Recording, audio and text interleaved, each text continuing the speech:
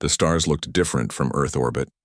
Olivia Martinez had seen them many times during her 15 years with the International Space Agency, but tonight they seemed to fade against the brilliant lights approaching from beyond Mars. First contact had not come as most people expected. No crash landings, no mysterious signals, just a polite message sent directly to every major government simultaneously, requesting permission to enter Earth's solar system. The message had sent the planet into a frenzy of preparation, speculation, and in some places, panic.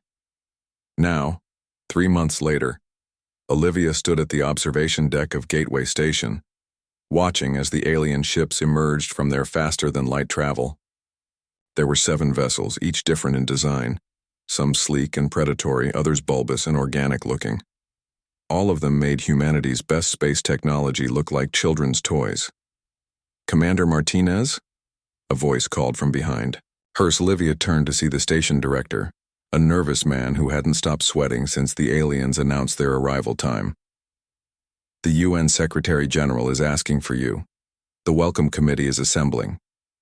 She nodded and took one last look at the approaching ships. Her role as humanity's representative had been decided by a global committee after weeks of debate.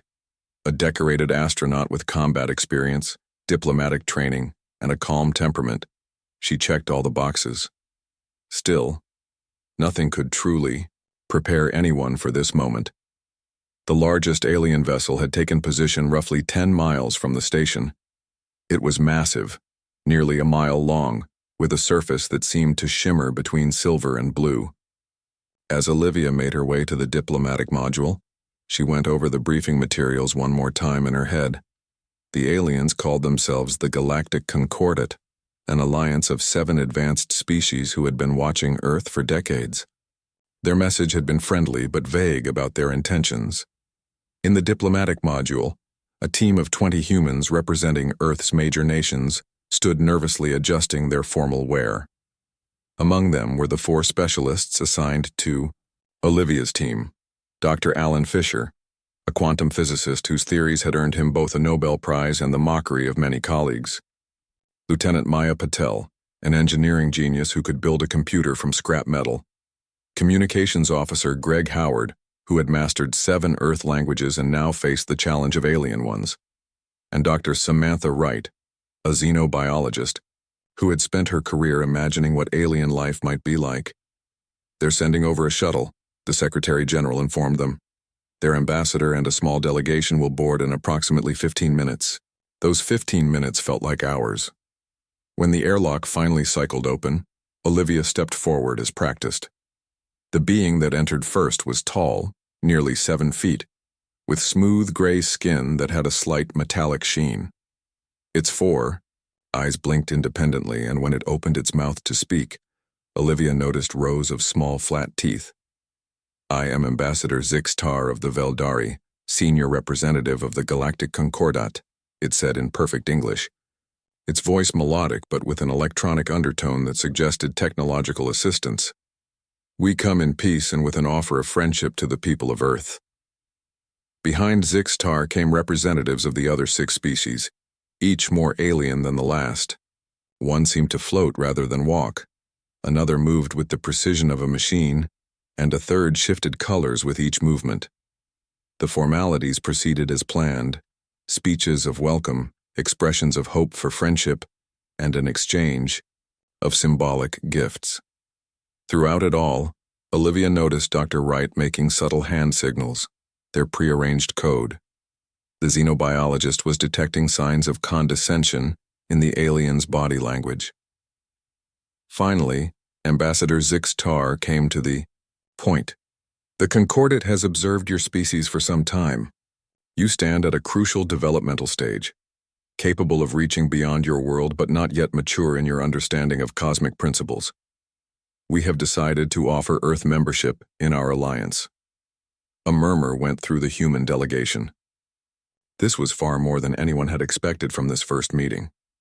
"Such membership comes with benefits," continued Zix Tar, "including technological exchange, protection from hostile forces, and trade opportunities.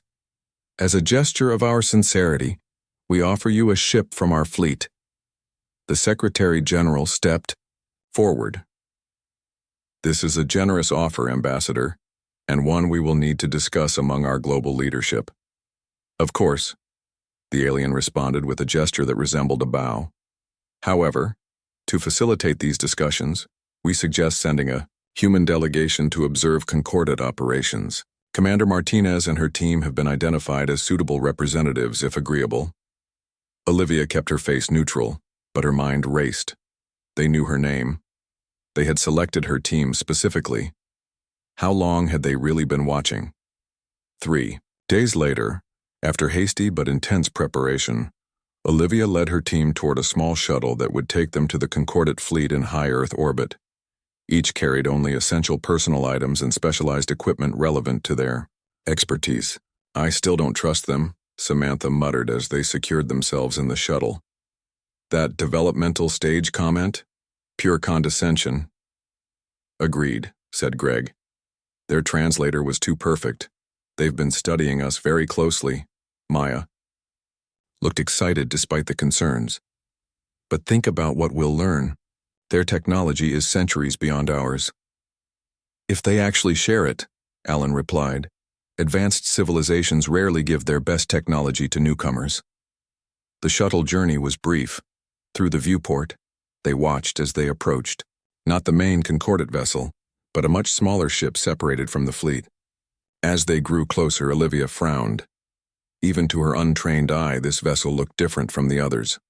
Older, less sleek, with visible repairs on its hull.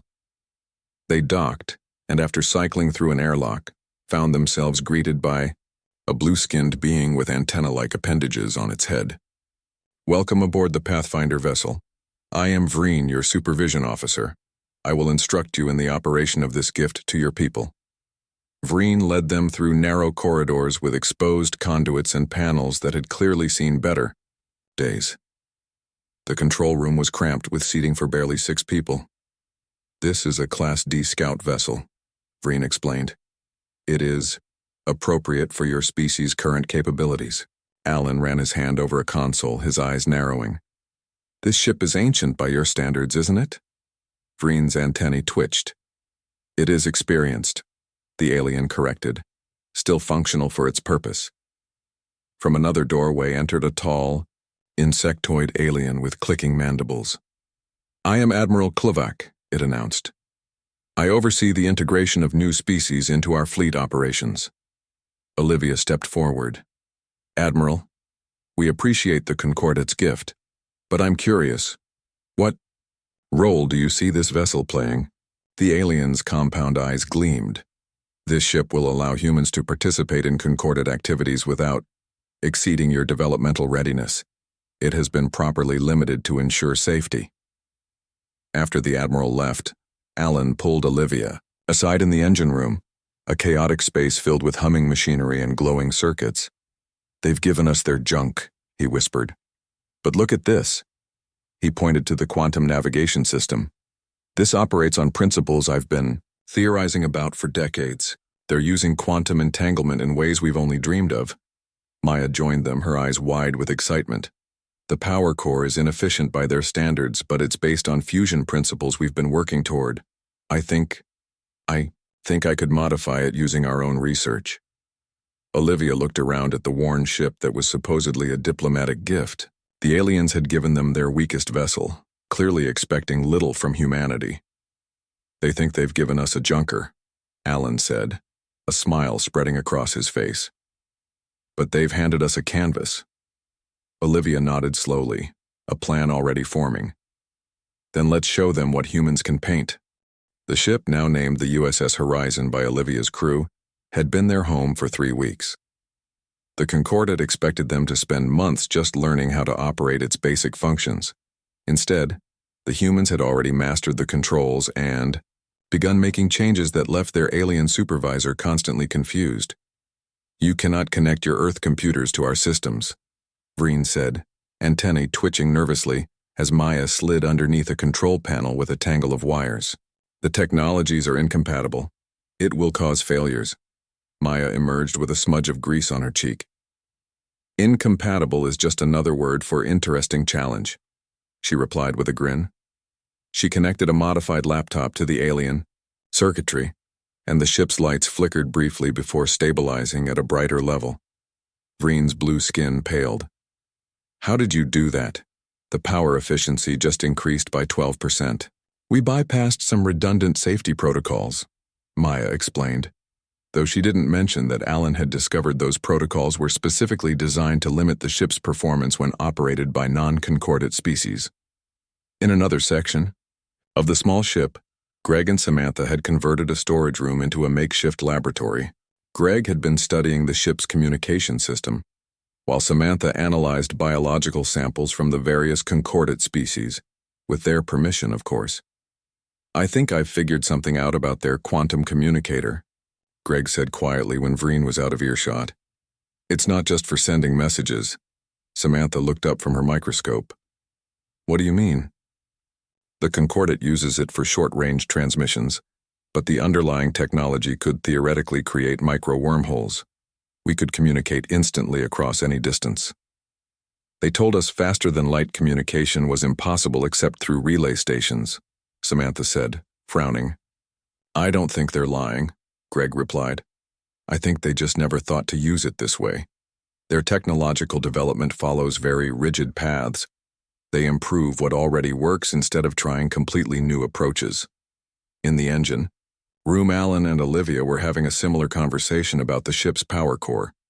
They're using quantum field manipulation to generate energy, Alan explained, pointing to equations he had scribbled on a notepad. But they're only using it in one dimension. If we reconfigure it to work across 3 dimensions simultaneously, would that be dangerous? Olivia asked. By their standards, yes. By ours, no more dangerous than the first nuclear reactors. Their safety margins are enormous, probably because they've had millions of years without major accidents. Olivia considered this. As commander, her first priority was her crew's safety, but they had been sent here to learn, and possibly to prove humanity's worth to these advanced aliens who clearly viewed them as primitive. Do it, she decided. But start small and monitor everything. Over the next few days, Alan and Maya worked together to modify the power core. They used parts from their Earth equipment combined with components they had found in the ship's maintenance storage. What the concordant considered backup parts, the humans saw as raw materials for innovation. When they activated the modified power core, the ship hummed with energy at levels it hadn't reached in centuries. Systems that had been dormant suddenly came online, and the navigation console lit up with new options. Vreen rushed into the engine room, antennae now fully erect in alarm. What have you done? The energy signatures are exceeding safety parameters. But everything is stable, Olivia pointed out calmly. No system warnings, no overheating. That's impossible, Vreen insisted. The core should have safety shut down by now. We rewrote some of the operational parameters, Alan admitted. Vreen stared at them with all 4 eyes wide. You modified the quantum matrix without proper tools or training? How are you not dead? Before they could answer, the ship's communication system activated. Admiral Klovak's insectoid face appeared on the screen.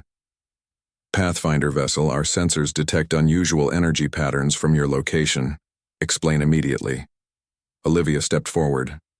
Admiral, we've made some efficiency improvements to the ship's power systems. The alien's mandibles clicked rapidly, a sign of agitation, Greg had told them. Impossible. Cease all modifications immediately. A supervision cruiser will dock with you within 6 hours to inspect these changes. After the communication ended, Vreen looked at the humans with something new in his expression. Not just confusion, but the beginning of respect. You should know, he said quietly, that the Veldari High Command never expected you to successfully operate this vessel, much less improve it. This ship was given to you as a test, one you were expected to fail. The news didn't surprise Olivia. And what happens now that we're succeeding? The Veldari do not like surprises, Vreen admitted. But other species in the Concordat might view your achievements differently. The Teslari, my people, value innovation, even when it breaks conventions. The supervision cruiser arrived earlier than expected.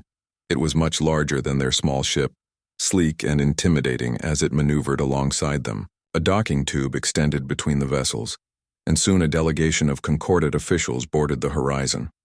The leader was a Veldari scientist named Zrel Vax, who barely acknowledged the humans as she began scanning their modifications with handheld devices. Behind her stood two other aliens, another Veldari, and a green-skinned being with multiple limbs that Olivia hadn't seen before. These alterations violate 17 different safety protocols, Zrel Vax announced after her inspection. The power configuration alone breaks fundamental operational guidelines.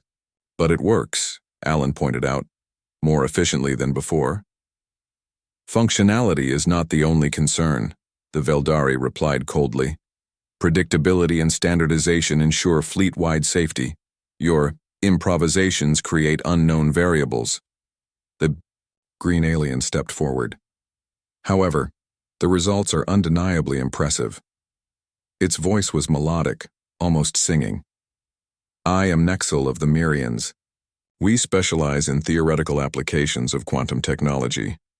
Your approach is unorthodox, but effective.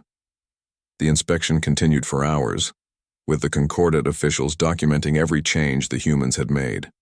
Some they criticized, harshly, but others, particularly Greg's modifications to the communication system, clearly impressed them, though they tried to hide it. Before leaving, Zrel Vax delivered her verdict. You may continue operation of this vessel, but no, further modifications are permitted without prior approval from Concordat Engineering Command. After the officials had gone, Vreen remained behind with the humans. His antennae were vibrating with what seemed like excitement. Do you know what just happened? He asked.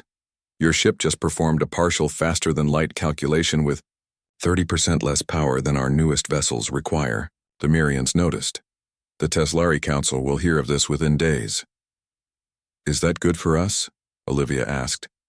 It means, Vreen said, that your little outdated ship just became the most interesting vessel in the fleet, and that makes you either very valuable or very dangerous.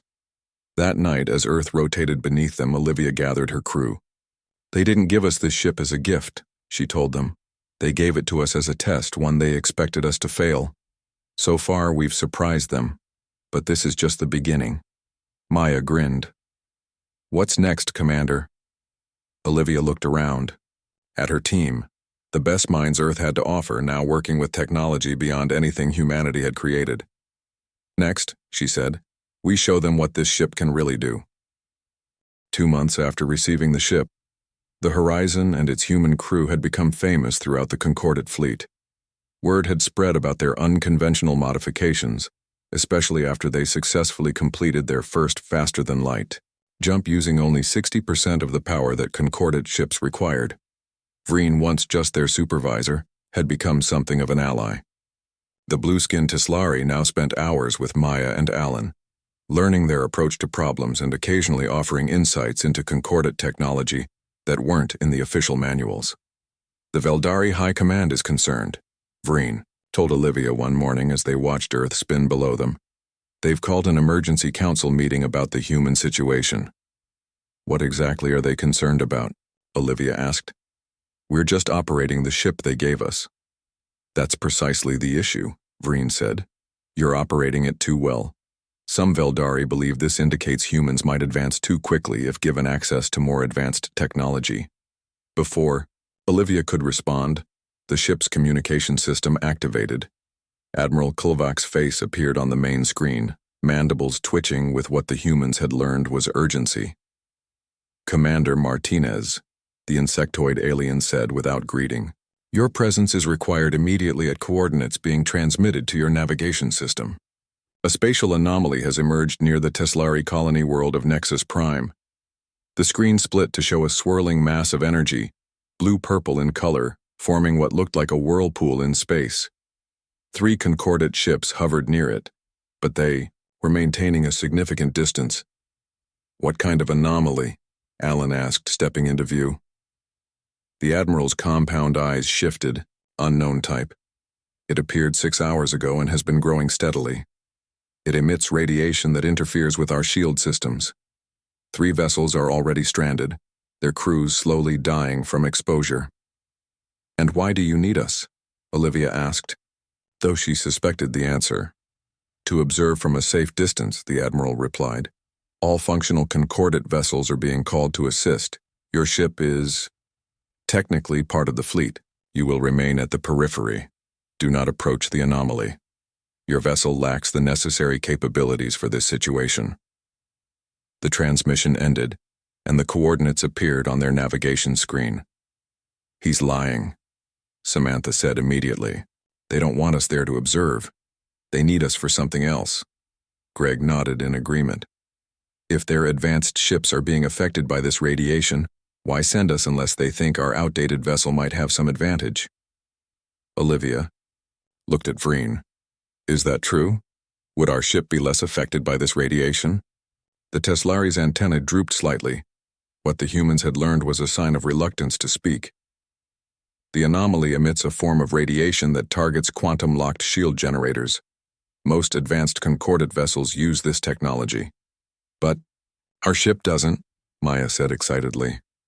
"We're running that modified Earth-style electromagnetic shielding we installed last week, which the concordate engineers said would never work," Alan added with a smile. Olivia made her decision quickly. "Set course for those coordinates, maximum speed.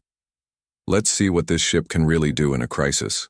The journey took 6 hours, even with the faster-than-light drive modifications they had made. When they arrived, the situation was worse than described. 5 concordate ships now floated dead in space near the anomaly, which had grown to nearly a mile wide. A dozen more advanced vessels maintained position far from the danger, clearly unable to approach. Admiral Klovak's flagship hailed them immediately. "Remain at your current position, Horizon. Do not advance further."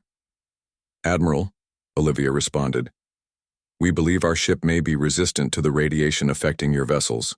We should attempt a rescue mission." "Absolutely not." The Admiral's mandibles clicked rapidly. "Your primitive vessel would be destroyed instantly." Olivia muted the transmission and turned to her crew. "Thoughts?" Samantha was studying readings from the anomaly. "This energy pattern looks familiar. It's similar to deep-sea pressure vortices we've studied on Earth." "You mean like underwater whirlpools?" Greg asked. "Exactly. They create cascading pressure differentials. If that's what's happening here, but with radiation instead of water, pressure." Alan's eyes lit up. "Then we might be able to disrupt it using a resonance pattern." He was already calculating on his tablet. "We could use the ship's modified communication array to broadcast a counter-frequency." "It's like using sound waves to shatter glass," Samantha explained to an increasingly interested Vreen. "We just need to find the right frequency." Olivia unmuted. The transmission. "Admiral, we're going to approach the anomaly. Our shields operate on different principles than yours. We believe we can help." Before the Admiral could protest further, Olivia signaled Maya to move the ship forward. As they closed distance with the anomaly, everyone held their breath. The radiation levels increased dramatically, but their modified shields held steady. "Shield integrity at 95%, Maya reported with a grin.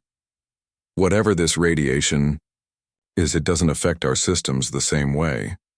They continued forward until they were closer to the anomaly than any other concordate ship had managed. From this distance, they could see one of the stranded vessels clearly, a sleek Veldari cruiser whose crew was visible through the viewport, many lying motionless on the floor. "Radiation levels inside that ship are fatal," Samantha said grimly. "We need to act quickly." Alan and Maya worked frantically to adjust the communication array, converting it into a transmitter for the counter-frequency pattern Alan had calculated. Meanwhile, Greg established a tether link to the nearest stranded ship. "Ready to broadcast," Alan finally announced. "Do it," Olivia ordered. The ship hummed as it directed a focused beam of energy at the heart of the anomaly. For several tense moments, nothing seemed to happen. Then the swirling mass began to flicker, its rotation slowing. "It's working!" Maya exclaimed. "The anomaly is destabilizing." 5 minutes later, the once threatening whirlpool of energy had collapsed into itself, leaving only a faint glow that quickly faded. The radiation levels dropped immediately. The concordate rescue ships rushed forward, finally able to reach their stranded comrades.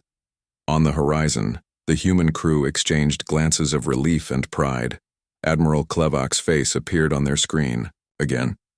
This time the insectoid alien's posture was noticeably different, less rigid, more subdued. "The Concordat is grateful for your assistance," the Admiral said, clearly struggling with the words. "Perhaps there are aspects of your species we have underestimated." After the transmission ended, the crew of the Horizon celebrated quietly. They had saved lives today, proving their worth not through words but through actions. Later, as Olivia recorded her log entry, Vreen approached her privately.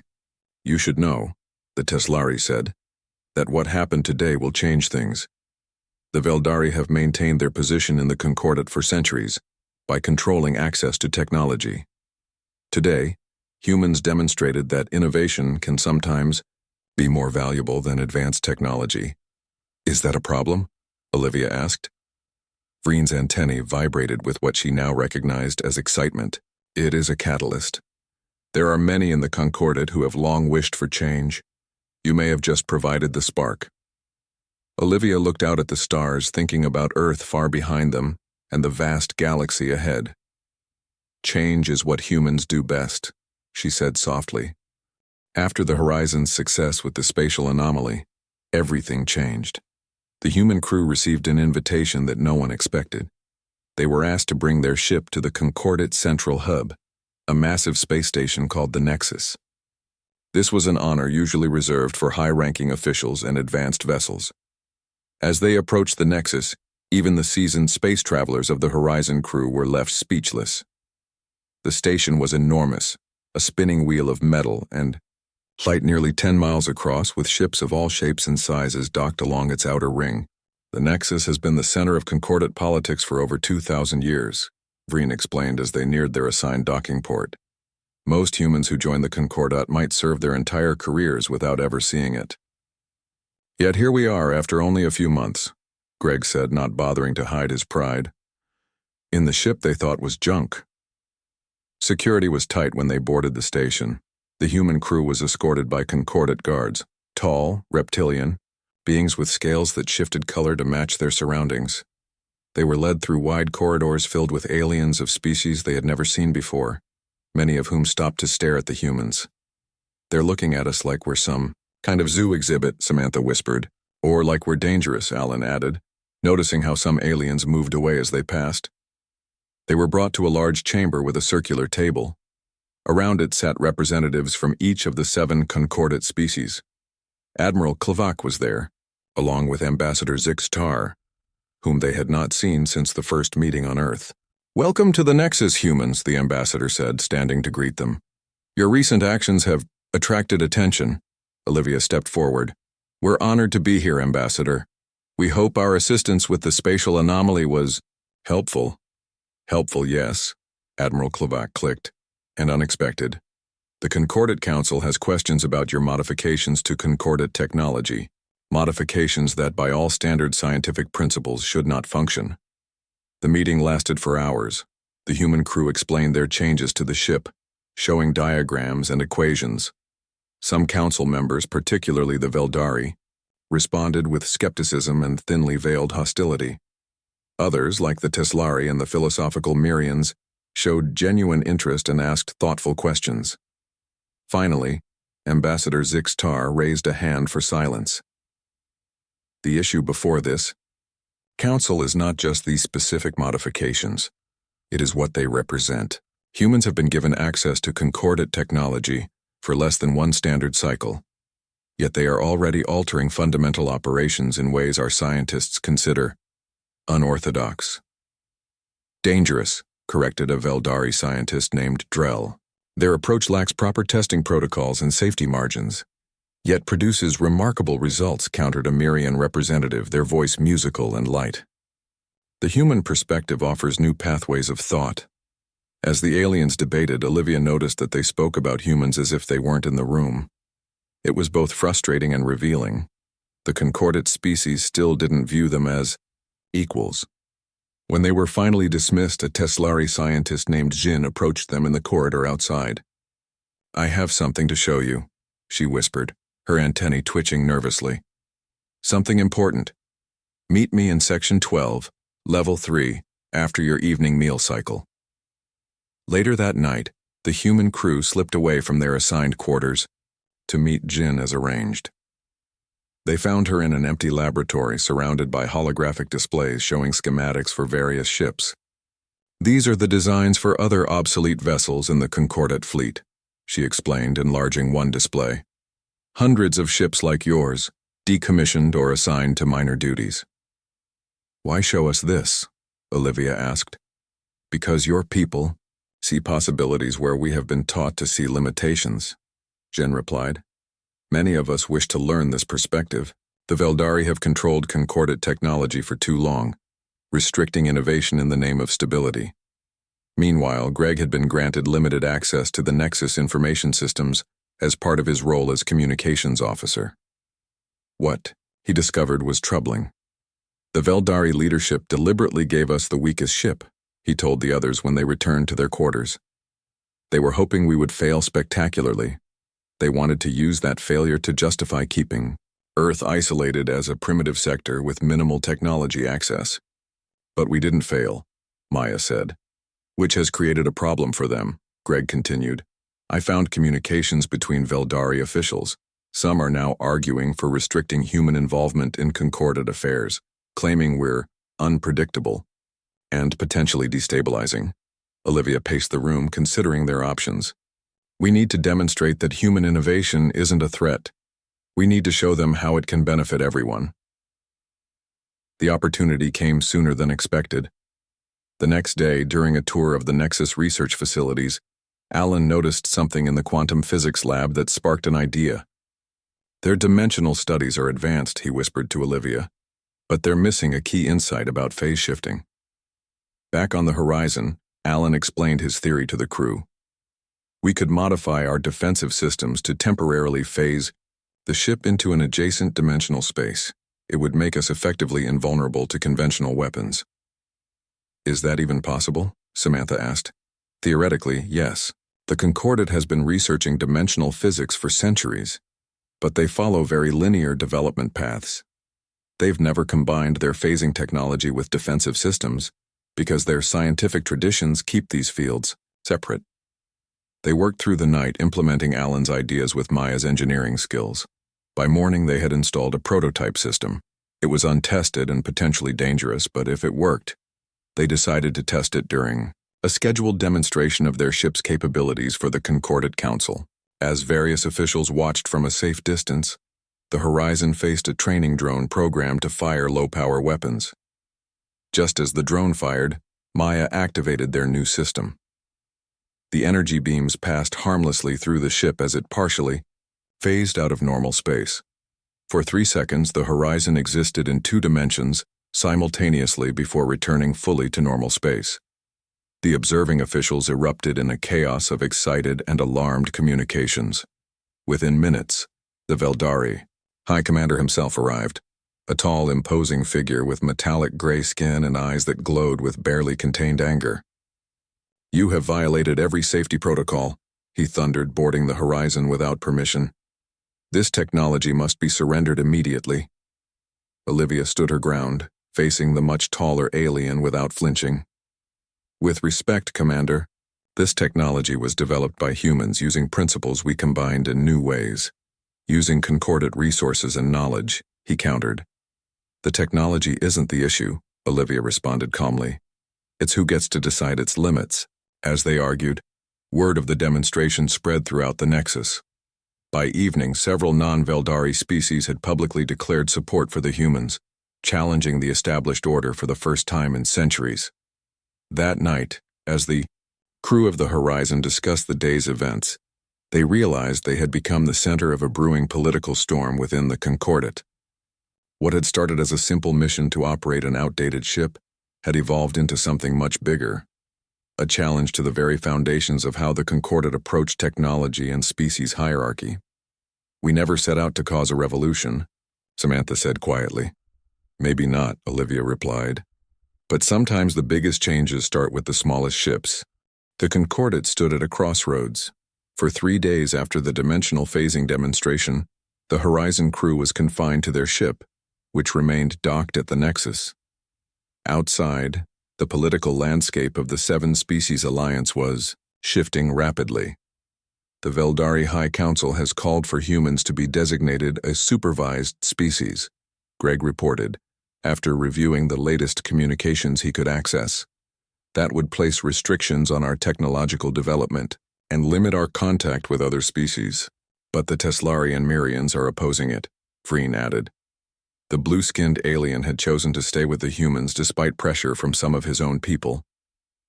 They're calling for a complete restructuring of the Alliance, one where innovation is valued over tradition. Olivia looked around at her crew. In just a few months, they had gone from diplomatic representatives to the center of a potential revolution. It was not what any of them had expected when they left Earth. "What's our next move?" Maya asked. Before Olivia could answer, the ship's alert system activated.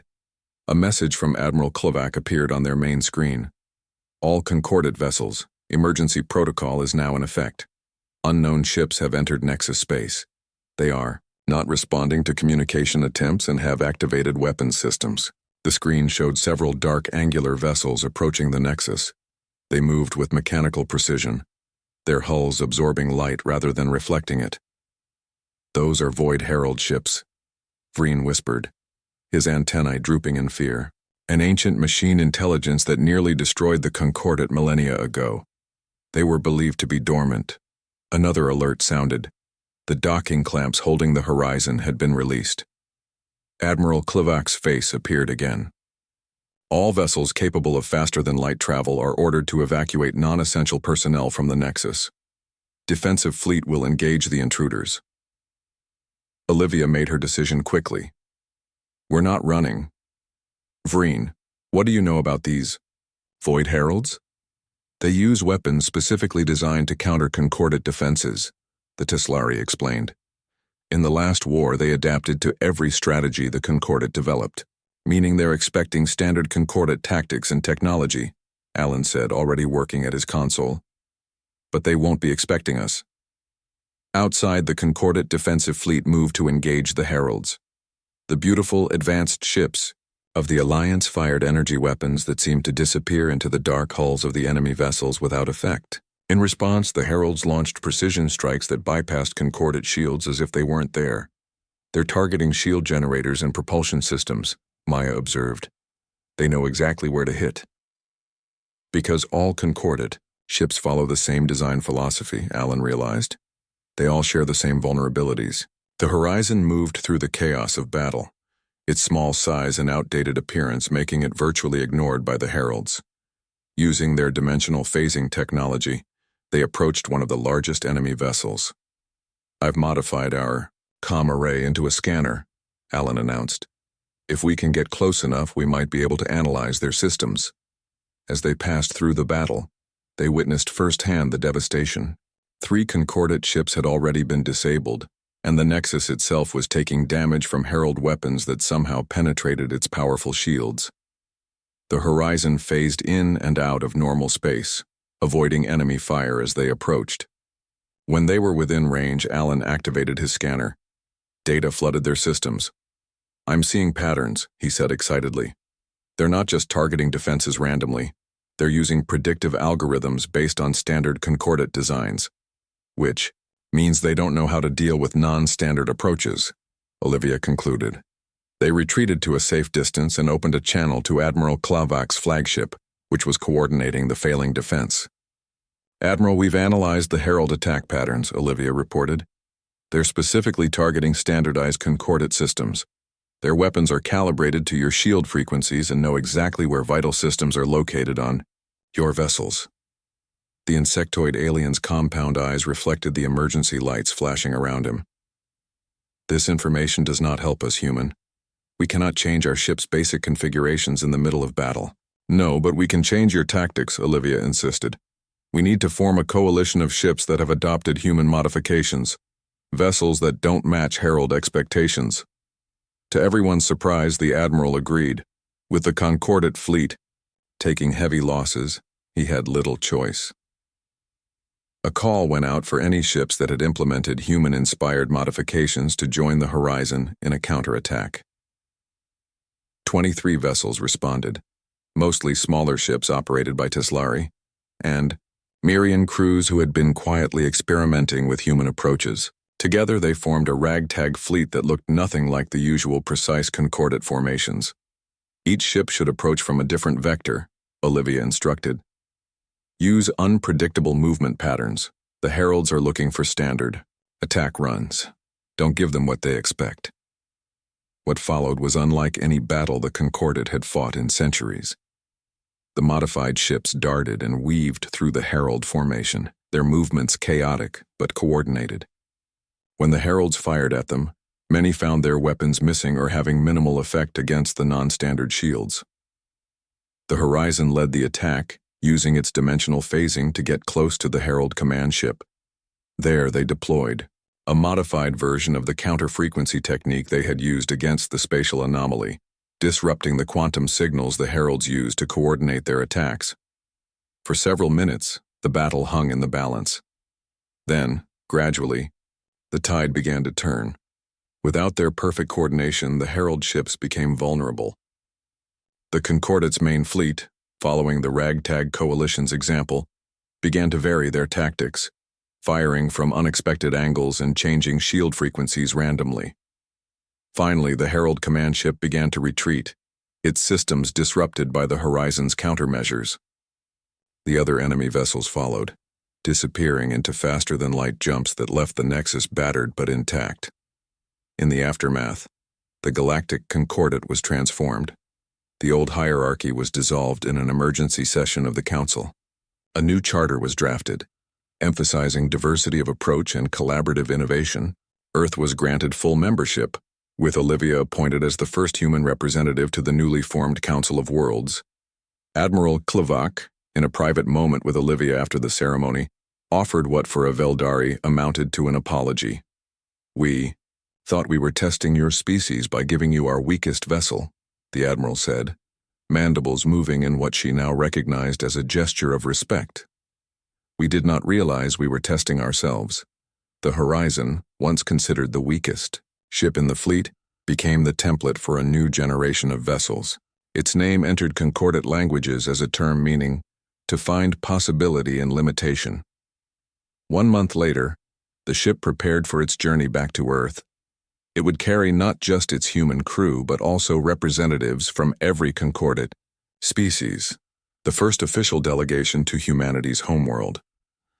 As the Horizon broke orbit from the Nexus, Olivia stood on the bridge, watching the stars that no longer seemed alien. "Where to, First Commander?" Maya asked from her station. Olivia smiled. "Home, and then everywhere." Behind them, Vreen watched the human crew with newfound understanding. "We gave them the least of what we had," he said quietly to himself. "And they showed us the best of what we could become." The Horizon engaged its faster-than-light drive, now twice as efficient as when they had received it, and vanished into the depths of space, carrying with it the promise of a new era for humanity and the Concordate alike.